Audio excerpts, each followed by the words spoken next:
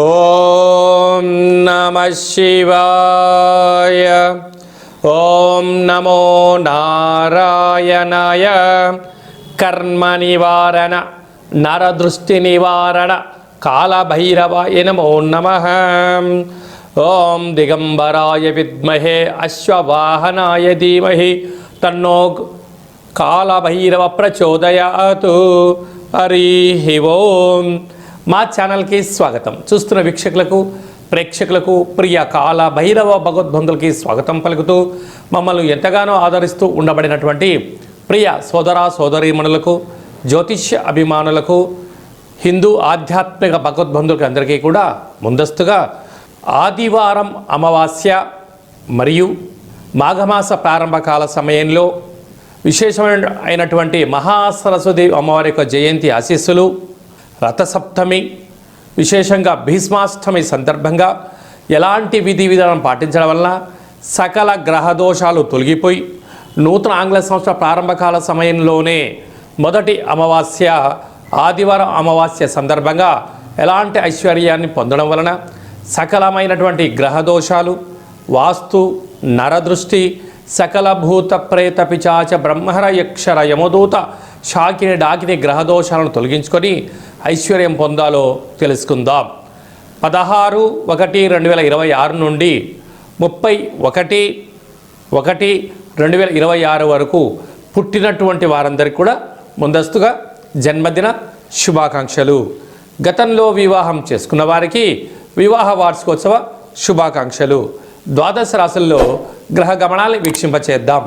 మిథున రాశిలో దేవగురు బృహస్పతి సంచార స్థితి, సింహరాశిలో కేతు సంచార స్థితి, ధనుసు రాశిలో బుధ సంచార స్థితి, మకర రాశిలో ఏడాది తర్వాత రవి కుజ శుక్ర సంచార స్థితి, కుంభరాశిలో రాహు సంచార స్థితి, మీనరాశిలో శనేశ్వర స్వామి వారి యొక్క సంచార స్థితితో ద్వాదశ రాశుల్లో గ్రహ గమనాలు ఈ విధంగా ఉన్నాయి.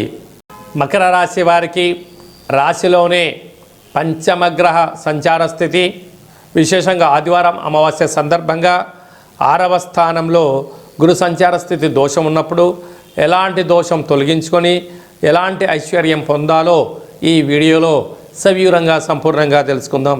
మకర రాశిలో ఏ నక్షత్రాలు వస్తాయనగా ఉత్తరాషాఢ నక్షత్రంలోని 2, 3, 4 పాదాలు, శ్రవణ నక్షత్రంలోని 4 పాదాలు, ధనిష్ఠా నక్షత్రంలోని 1, 2 పాదాలు కలిపితే మకర రాశి.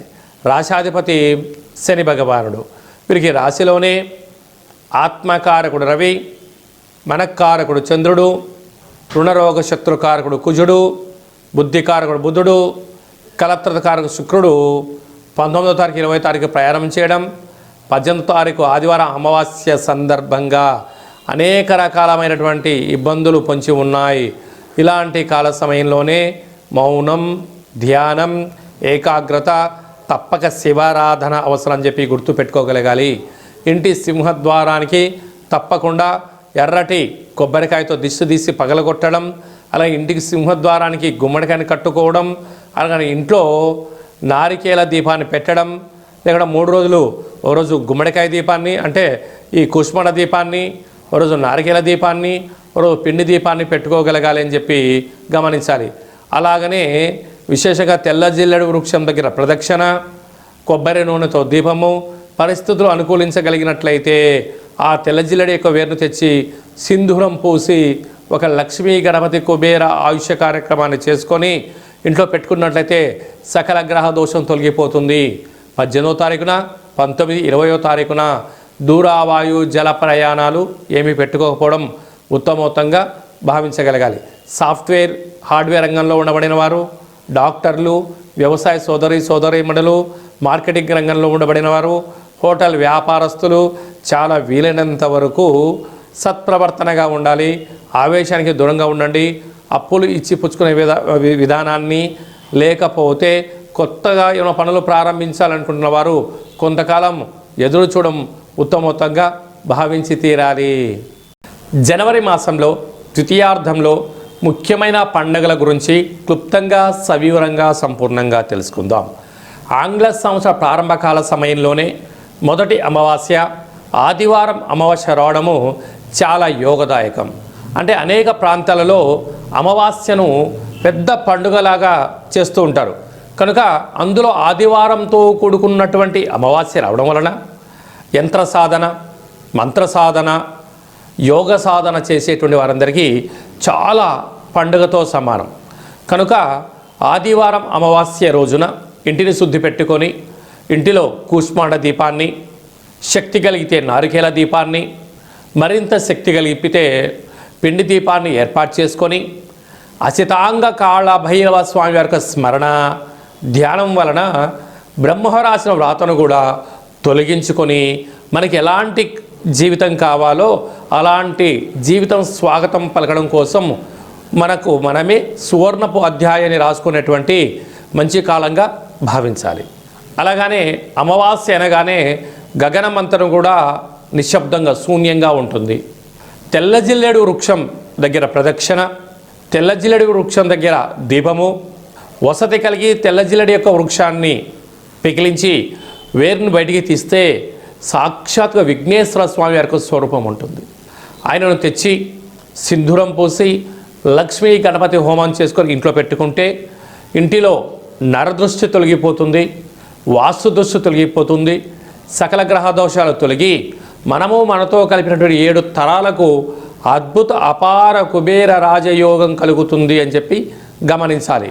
ఇలా కుదరాలైనటువంటి వారు ఈ కింది నెంబరు సంప్రదించినట్లయితే మీకు కాళభైరవ పూజా కార్యక్రమము, కూష్మాండ దీపము, కాళభైరవ హోమము, శ్వేతార్క వరసిద్ధి మహాగణపతి స్వామి వారిని ఏర్పాటు చేయడం అవుతుందని చెప్పి కూడా గమనించాలి. అలాగనే మనకు 19వ తారీఖు నుంచి మాఘమాసం. మాఘమాసం అనగానే భక్తికి నిలయం. మనకు విశేషంగా ఎన్నడూ లేనటువంటి విధంగా 19వ తారీఖున 20వ తారీఖున పంచగ్రహ కూటమి అనగా మకర రాశిలో చాలా ఏళ్ళుగా జరగనటువంటి గ్రహ సంయోగము. ఆత్మకారకుడు రవి, మనకారకుడు చంద్రుడు, బుద్ధికారకుడు బుధుడు, రుణరోగ శత్రుకారకుడు కుజుడు, కలత్రతకారకుడు శుక్రుడు మకర రాశిలో పంచమగ్రహ సంచార స్థితిలో ఉండడం అనేది పరిస్థితి. కనుక 19వ తారీఖున 20వ తారీఖున వీలైనంత వరకు మౌనం, ధ్యానం, ఏకాగ్రత, సత్ప్రవర్తన, ఆవేశానికి దూరంగా ఉండడం, సూర్యారాధన, కొన్ని యజ్ఞ యాగ కార్యక్రమాలు, పూజా క్రతువులో పాల్గొనడం వలన మనశ్శాంతి కలిగి సకల దోషం తొలగిపోతుందని చెప్పి కూడా గమనించాలి. అలాగనే మనకు 23వ తారీఖున వసంత పంచమి, సరస్వతి మాత అమ్మవారి యొక్క జయంతి. కనుక 2 సంవత్సరంలో నిండి 3వ సంవత్సరం పడి 3 సంవత్సరాలు నిండన్నటువంటి అబ్బాయిలకు కానీ అమ్మాయిలకు కానీ అక్షరాభ్యాసం చేయించడానికి ఇది శుభతరుణం అని చెప్పి గమనించాలి. 25వ తారీఖున రథసప్తమి, సాక్షాత్గా భూమండలానికి వెలుగునిచ్చేటువంటి శ్రీమన్నారాయణ స్వరూపమైనటువంటి సూర్యనారాయణుడి యొక్క జయంతి. కనుక సూర్య నమస్కారం, తెల్ల జిల్లడి వృక్ష ప్రదక్షిణ, తెల్ల జిల్లడి ఆకులలో సూర్యభగవానునికి చక్కెర పొంగలి నైవేద్యంగా ఏర్పాటు చేయడం, సూర్యాసనాలు, సూర్య నమస్కారాలు. ఒక్క నమస్కారం చేస్తేనే చాలయ్యా, సంపూర్ణ ఆయురారోగ్యాలు ఇస్తాడు. కానీ అలాంటి రథసప్తమి రోజున ఒక్కొక్క రాశిలో సూర్యభగవానుడు 30 రోజులు ఉంటాడు. ప్రతిరోజు ఒక్కొక్క డిగ్రీ ప్రయాణం చేస్తూ ఉంటారు. అయితే మనకు 360 డిగ్రీలు కలిపితే సంవత్సరం అవుతుంది. కనుక మకర రాశిలో ఉండగా వచ్చినటువంటి రథసప్తమి కనుక 12 సూర్య నమస్కారాలు ఎవరైతే చేస్తారో సంవత్సరాంతము ఆయురారోగ్యాలు కలిగి సంపూర్ణ అయినటువంటి మనశ్శాంతి, దేహశుద్ధి, ఆత్మశుద్ధి, జ్ఞానశుద్ధి చేత సంపూర్ణమైనటువంటి రాజ్యాధికార ఐశ్వర్యం కలుగుతుందని చెప్పి కూడా గమనించాలి. అలాగనే 20వ తారీఖున మాఘశుద్ధ అష్టమి, భీష్మాష్టమి అంటారు.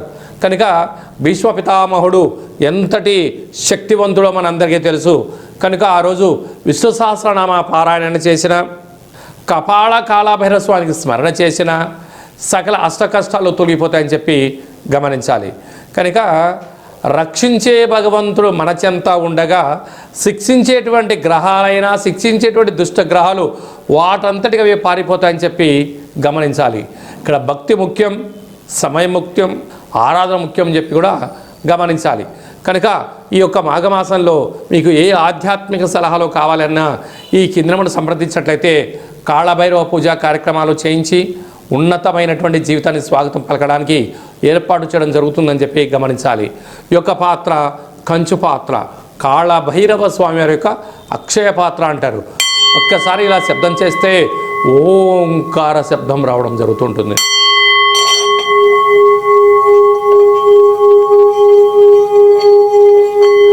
ఈ యొక్క శబ్ద తరంగాలని ఏర్పాటు చేయడం వలన లక్ష్మీదేవి యొక్క కృప కటాక్ష వీక్షణం వలన అఖండ రాజయోగం కలిగి దురదృష్టం దూరమైపోయి ఐశ్వర్యం కలుగుతుందని చెప్పి గమనించాలి. ఈ అక్షయ పాత్ర కాళభైరవ స్వామి యొక్క పూజ 20 రకాల వస్తువులతో దిష్టి తీయించి మీకు అక్షయ పాత్ర అందజేయడం జరుగుతుంది. కనుక అక్షయ పాత్రను ఇంట్లో ఉంచుకుందాం, అష్ట కష్టాలను తొలగించుకుందాం, అష్టమహాలక్ష్మీ దేవతను స్వాగతం పలుకుతామని చెప్పి గమనించాలి. అలాగనే మీ వ్యక్తిగత జాతకం తెలుసుకోవాలనుకుంటున్నారా? మీ పేరు, పుట్టినటువంటి తేదీ, నెల, సంవత్సరం, పుట్టిన సమయం రాసి పంపించండి. 100 సంవత్సరాల జాతకాన్ని సవివరంగా సంపూర్ణంగా వ్రాసి మీరు పుట్టినప్పుడు గ్రహ గమనాలు ఎలా ఉన్నాయి, ప్రస్తుతం ఎలా ఉంటున్నాయి, భవిష్యత్తులో ఎలా ఉండబోతున్నాయో సవివరంగా సంపూర్ణంగా తెలియజేయడం జరుగుతుంది. అలాగనే చాలామందికి పుట్టినటువంటి కాల సమయంలో డేట్ ఆఫ్ బర్త్లు ఉండవు. అలా లేనటువంటి వారికి మీ పేరు యొక్క మొదటి అక్షరాన్ని అనుసరిస్తూ రాశిని తెలియచేస్తూ అలాగనే కాళభైరవ ఉపాసన చేత రమణ శాస్త్రం ద్వారా అనగా గవళ ద్వారా భూత భవిష్యత్ వర్తమానాన్ని తెలియజేయడం జరుగుతుంది. కనుక జాతకాన్ని తెలుసుకుందాం, జీవితంలో రాబోయే అడ్డంకులను తొలగించుకుందాం.